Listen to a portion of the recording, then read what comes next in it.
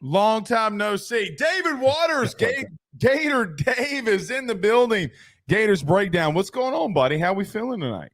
We are feeling good. A little bit of early week LSU research. I'm sure you're doing the same on the Florida side. So, man, it's just where it is right now. Still stinging from last week a little bit too.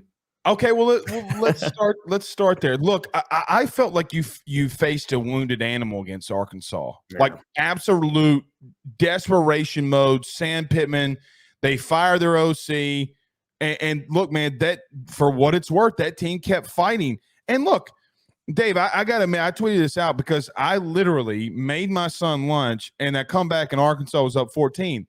I literally put my other child down to sleep because she's sick. I come back, Florida had tied it at 14. I'm like, what is going on?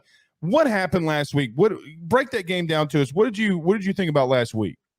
As you said, I mean, going into the game, of course, Kenny Guyton takes over for offensive coordinator there at Arkansas. First time play caller, been the wide receiver coach there at Arkansas. And hey, look, I mean, we've known Florida's defensive problems there. And looking, and I thought Arkansas would start well because, look, of course they're going to change a lot of things that you can't even prepare for because it's a new play caller. But they did tell us. I was listening to Arkansas press conferences all week. Hey, we're going to reduce the playbook. We're going to move the pocket. We're going to run KJ Jefferson. That's exactly what they did. It's exactly what they did. They told us what they were going to do, and Florida still couldn't stop it. So, look, Florida was missing Cam Jackson there on the defensive line, Tyreek Sapp, Shamar James had been ruled out for the rest of the season earlier in the week as well. So you were down three defensive starters even for the week before of playing Georgia. So you had to adjust on the fly there. You're playing a lot of young guys, but still, for a first-time play caller to come in and put up Arkansas's season high, 481 yards as a first-time play caller in the swamp, when Florida's kind of, I mean, they were in desperation mode like Arkansas, but Florida's still searching for that sixth win and to get bowl eligible. And that was the last game. We thought Florida was probably going to be able to do that. So, there was should have been a little bit of pressure on Florida as well, but Arkansas jumps up, Florida storms back. And then just inexcusable coaching special team issues that we've seen almost game in and game out from this staff, from this team ever since the Utah game and the double numbers being on the field. And it just seems like a litany, a comedy of special team issues that really – look, we know the margin for error for Florida is pretty thin right now. It is very slim. You can't have your coaching staff messing it up too. And so it's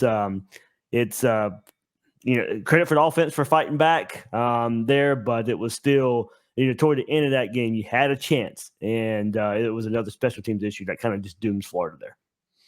What has been the massive issues on special teams? I was listening to Billy Napier today, and he said, look, we're still looking to, play our first real complete game at Florida in general, right? Yeah. And then he talks about, like, he put it on himself. He like, look, guys, I mean, we have I think he mentioned, like, Graham's the quarterback. He calls everything when he's out on the field. You got a middle linebacker, whatever.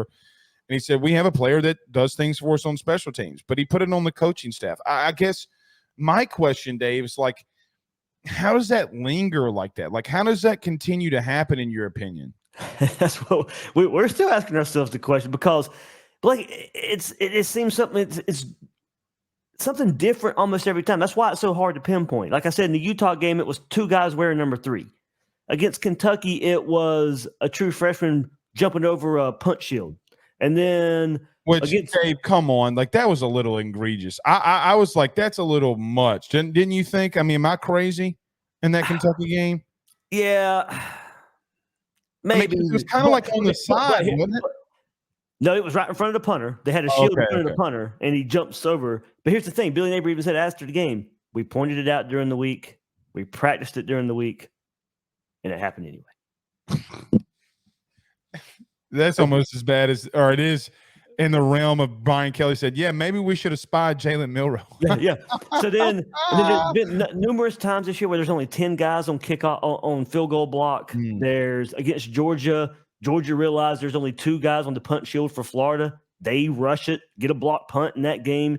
So it's just been, like I said, Blake, it's been something different almost every week. That's why it's so hard to pinpoint. It's not the same issues. Billy Napier just said, well, these are some unique issues that we are facing. I mean, you've been a head coach now for 5 years. there's not many unique situations anymore. So it's just Right. it's look, there's a lot on his plate. There's the whole hot talk has been maybe he doesn't need to be the play caller anymore. Just be a head coach, be the CEO head coach. Not that your offense is bad. You can call some good plays. It's inconsistent at times, but the offense isn't the problem. But when all these other issues are creeping up and the things that maybe you would have your eye on if you're not the play caller, maybe that would kind of ease up, less on your plate, and all the small things that are really kicking Florida in the rear end right now don't happen because you're not the play caller. You have your eyes on everything. Dave, if I would have told you that this passing offense would have been top 30 in the country at the beginning of the year, what would you have said? They're 32, but yeah, I'm going to lump them in there. What would you have said if Graham Mertz and this passing offense would have been in the top 30 in the beginning of the year? I would have told you the only way it would happen is Florida's run game is dominant as well, but they're not. They're good, but they're not dominant like we thought they could possibly be this year. It's Graham Mertz doing it without the help of a consistent run game. So that's the most surprising part. I wouldn't have believed you. Either way, I wouldn't have believed you. But I really would. If you would have given me all the stats for Florida's rushing attack, I'd have been like, nah, there's no way that passing game's top 30. I thought it would be a really good complementary style of offense. But credit to Graham Mertz there for playing a lot better than like I said, I thought he could be okay if Florida's run game got going, but he's playing better without the help of the run game than I thought he could. So, getting Pearsall the ball, getting true freshman Wilson the ball, Boydingham the tight end is coming along, so they're finding more options for him as well. But it would be even better. His biggest detractor so far right now, he's holding on to the ball too long. He'll take some sacks. He'll roll out, not get rid of the ball. He'll take a loss of yardage plays when he really shouldn't. And somebody with as much experience that he has, I'm still surprised that that's still an issue for him, and won't push the ball down the field a lot. The passing yardage could probably be a little higher. I wouldn't mind the completion percentage coming down a little bit if he would press the ball down the field a bit more, and maybe Florida hits 2-3 more explosives in the game. So, hey, look, all in all, I take what he's doing right now. But if you're looking for that next step, where Florida's got to get an upset here in the next 3 weeks. Those are the things that I think need to be fixed in the next 3 weeks for Florida to get an upset.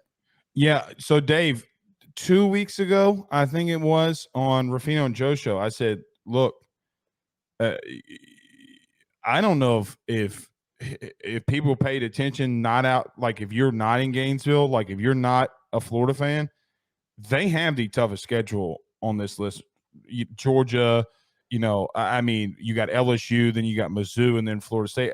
Please look, LSU played Arkansas, and I know, Dave, that they're 3-6. I don't give a Rudy poo because they will come. They are physical. Look, they gave LSU all that they wanted and more, and I was worried about that the entire week going into that.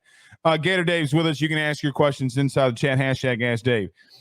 You brought up the biggest point that I was going to ask you, and since you answered it this way, it's pretty much my point. The rushing offense, 86 in the country, 134 yards a game. If I honestly thought it was going to be flip-flopped. Yeah.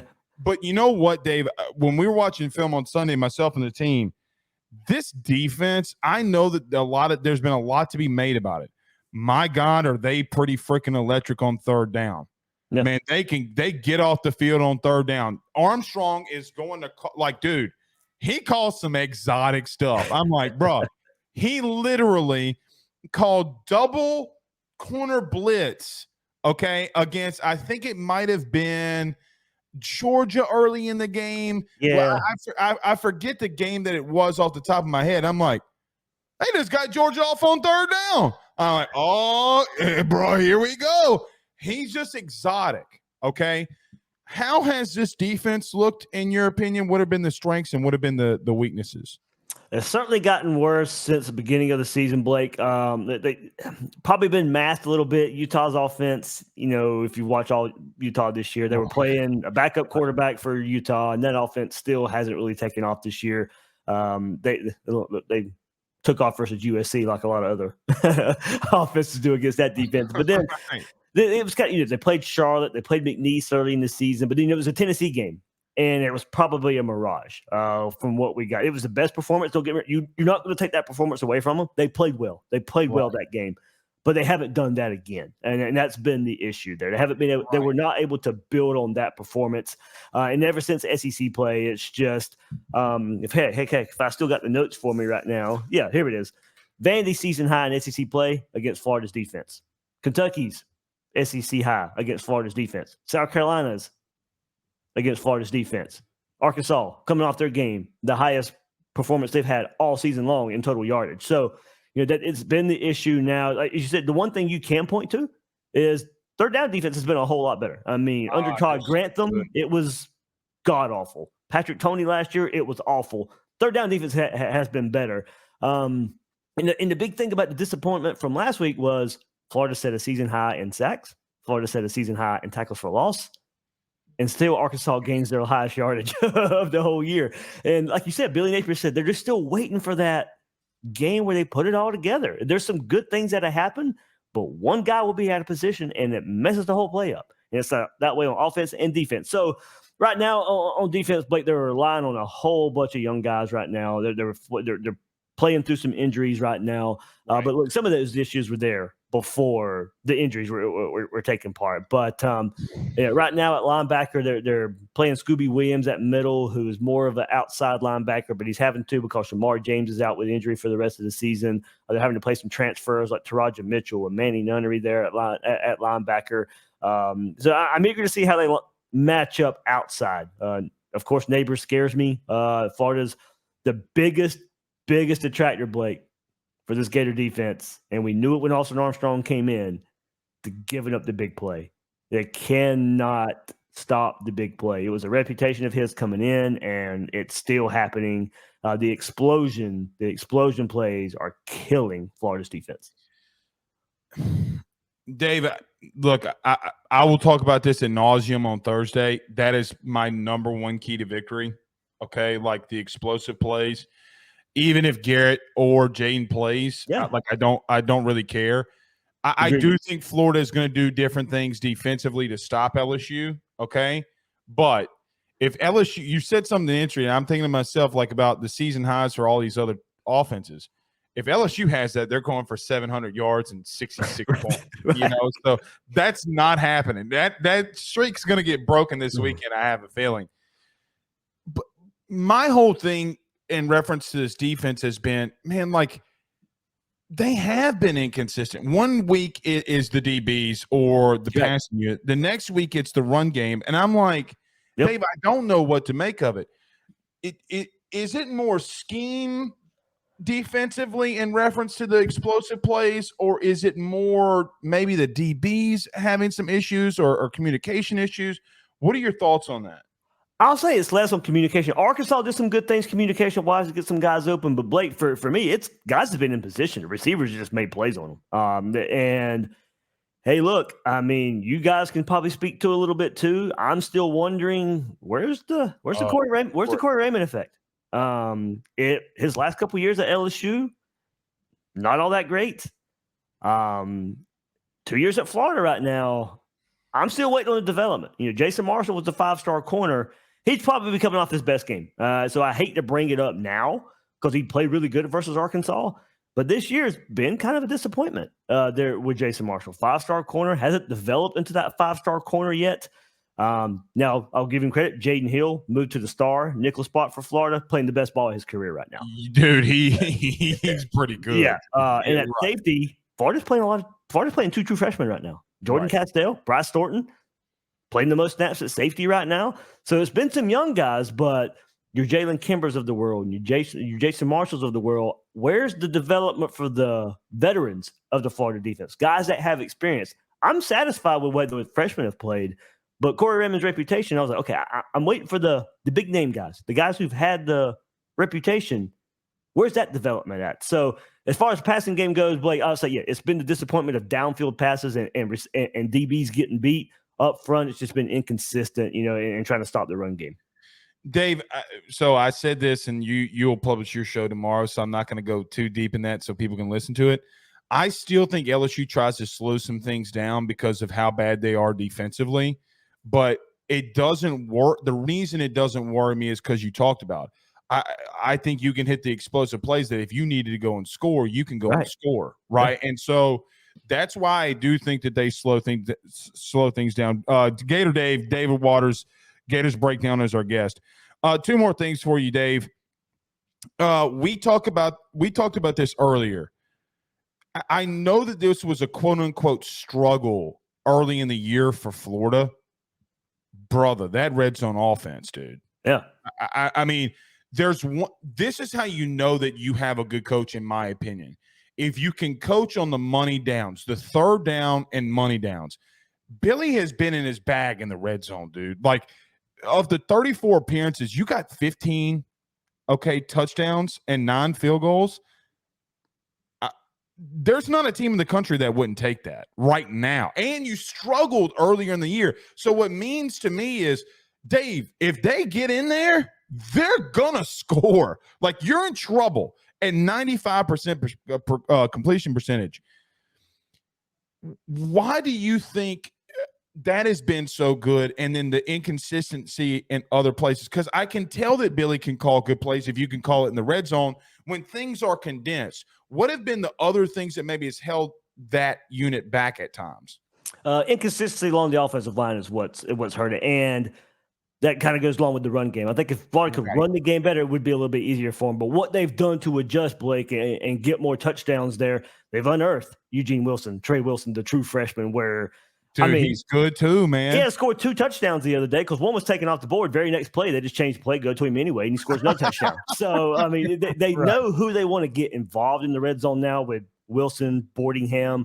Their Pearsall is still kind of your right outside of the red zone threat, and we saw the game winner versus South Carolina. We saw the touchdown right after a turnover versus Arkansas, almost the very same play. Florida had the game winner on South Carolina. It's just matching Pearsall up right in the middle of the field. But what they've been able to do is get Wilson, the playmaker, of the ball, and Boardingham a threat at tight end right there in the red zone. And, hey, look, they found Trace Mack, the field goal kicker. Unfortunately, didn't get the game winner versus Arkansas, and he had one block versus South Carolina. But if you took out that block, he was perfect until he missed versus Arkansas. So, but look, they switched kickers. Adam Mihalik struggled at the beginning of the year. Trace Mack comes in and starts really kicking field goals at a much bigger pace, longer field goals as well. So, found their field goal kicker, and they start to identify their playmakers. All right, 2 things I'll get you out of here. I lied. One, George says, "Ask Dave," hashtag Ask Dave. What do you think of the last year of this great rivalry? This pisses me off. Like, Dave, this is the stuff that pisses me off. Like, you're going to give me Oklahoma and not give me Florida.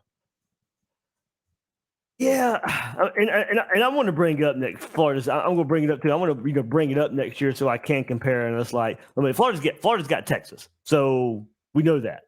Good luck that week. Dude, we played them. Okay, they were all in my mentions every day, talking about me and my beard. Good luck. So it is on the schedule for next year that we do play. Oh, yeah, that's right. I don't know what Georgia – maybe that it won't be in the future, like a permanent opponent. Yeah, right. That's what I do think, yeah. So because we know what next year's schedule is supposed to be a one-off anyway. Right. But for sake of argument, I don't want to see this go away. I hate it in a way because Florida – I mean, Blake, next year's schedule for Florida, Miami. Brutal. Miami, UCF, Georgia, FSU, you guys, Ole Miss, A&M, Tennessee, Texas. Jesus. So, if there was one year it needed to go away, maybe it was next year. But you never know what you're going to get at LSU. Right. Yeah, but for the sake of being a college football fan, I love this rivalry. It's meant a lot. It's been dramatics, great coaches throughout the years, fighting for national championships around the same time in 06, 07, 08. Some really good knockdown, drag-out games. Just the theatrics behind Les Miles and all the special team plays that would doom Florida and all that, and the shoe toss game and the Tebow and the cell phone game, and I mean it's just Bama LSU's kind of taken over since I think LSU and Florida used to be. Yeah. Mm-hmm. So I hate to see it go away. I really would. So hey, look, with the SEC, that's why they got to go 9 games too. If we don't play, at least we would play each other maybe every other year, and we still get it. So it won't go away completely, but we won't play every year like we it's probably like should. fans were asking me if I cared about the 9-game SEC. I don't care what you do. I'd rather play somebody in conference than UCLA, which LSU's playing USC and UCLA next year. That's right. That was an Orgeron thing. Yep. He wanted to play both LA's teams, so you go into California and recruit. So I don't need that anymore. All right, last one for you. Yeah. Speaking of recruiting, don't think I'm not going to ask you this. I've been waiting all week to ask you this. Okay, since I asked you, come on. You asked Dan Mullen some years ago about recruiting, which started a whole kind of like whirlwind. I got to give Billy this, bud. He can evaluate and he can recruit. Is that the? I'm not saying saving grace. I'm not saying that. But this is what's making it like why Florida fans aren't like calling for him like Mullen. Like you're not losing and you have a bad recruiting class. Like you got dudes coming in. DJ Lagway being the poster boy for that one. How have you liked so far in Billy Napier in his tenure in recruiting? Yeah, I think so far, Blake, when you do look at it, the better players on the team, look, I mean, after last year, a lot of Mullen's players went away. But we saw last year Osiris Torrance come in and be the best offensive lineman Florida had. He transferred in from Louisiana. Right. Montreal Johnson comes in, instant impact running back there. So, okay, he brought in 2 Louisiana guys and found success at Florida. Then, you're welcome. Yeah. And then unearths Trevor Etienne and comes in. And you're welcome. right. State of Louisiana guys. God. So, Ricky Pearsall comes in as a receiver from Arizona State and is the best receiver on the team. So you could point to transfer portal, you could point to ETN there. But then this year comes along, and like I said, you got 2 true freshmen playing at safety a whole lot right now.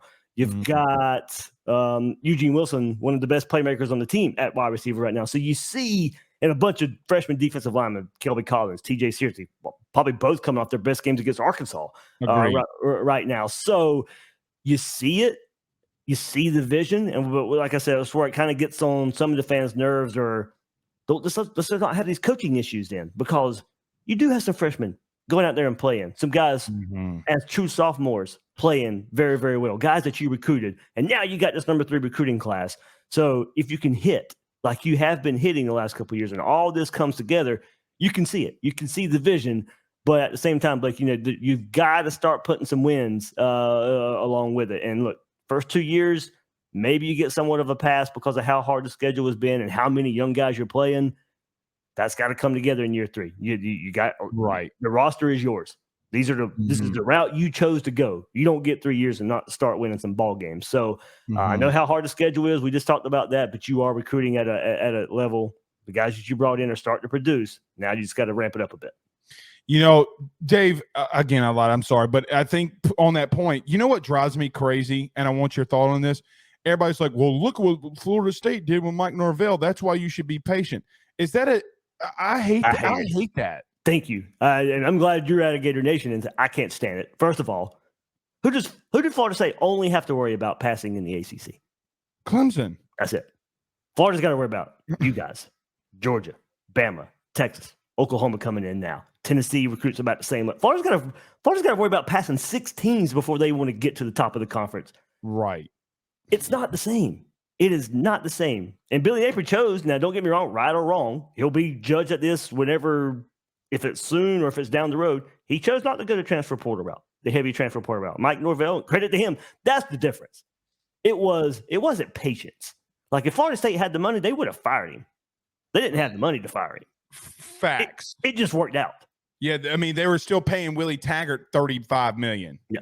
Right? Yeah. Like, you don't want to get – they almost what's your boy out there in Vegas, Mark Davis, who owes $100 million in buyout? That's what Florida State was going to have to be doing, somewhere around there. Yeah. I just don't get that comparison. Like, Billy's doing it completely different, and that's why I just never – I never got it. Dave, tell everybody where they can catch all your stuff, buddy.